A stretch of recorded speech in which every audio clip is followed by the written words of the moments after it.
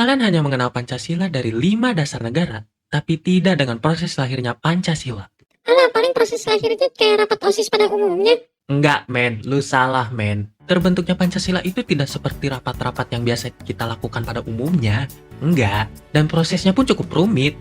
Dari sidang BPUPKI, Piagam Jakarta yang dilaksanakan oleh Panitia 9, dan PPKI sebagai penentuannya. Lalu bagaimana proses terbentuknya Pancasila ini? Kita kasih paham. Jadi, sejarah terbentuknya Pancasila dimulai dari terbentuknya Badan Penyelidik Usaha-Usaha Persiapan Kemerdekaan Indonesia atau biasa kita kenal sebagai BPUPKI yang terbentuk pada tanggal 29 April 1945.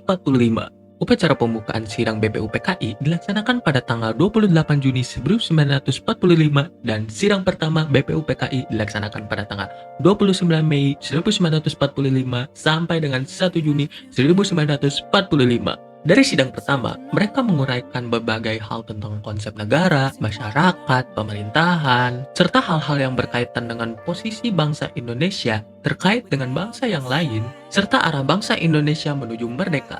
Untuk menyempurnakan rumusan Pancasila, BPUPKI membentuk Panitia 9 yang terdiri dari tokoh-tokoh seperti Insinyur Soekarno, Muhammad Hatta, dan yang lainnya.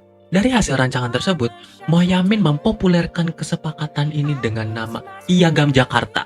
Lalu pada sidang kedua, mereka berhasil menyusun rancangan Undang-Undang Dasar, pembukaan UUD, dan pernyataan kemerdekaan. Hal tersebut menandai bahwa tugas BPUPKI telah selesai dan BPUPKI dibubarkan pada tanggal 7 Agustus 1945 dan digantikan oleh PPKI. Panitia Persiapan Kemerdekaan Indonesia dibentuk pada tanggal 9 Agustus 1945. Badan ini bertugas untuk meresmikan pembukaan dan batang tubuh Undang-Undang Dasar 1945.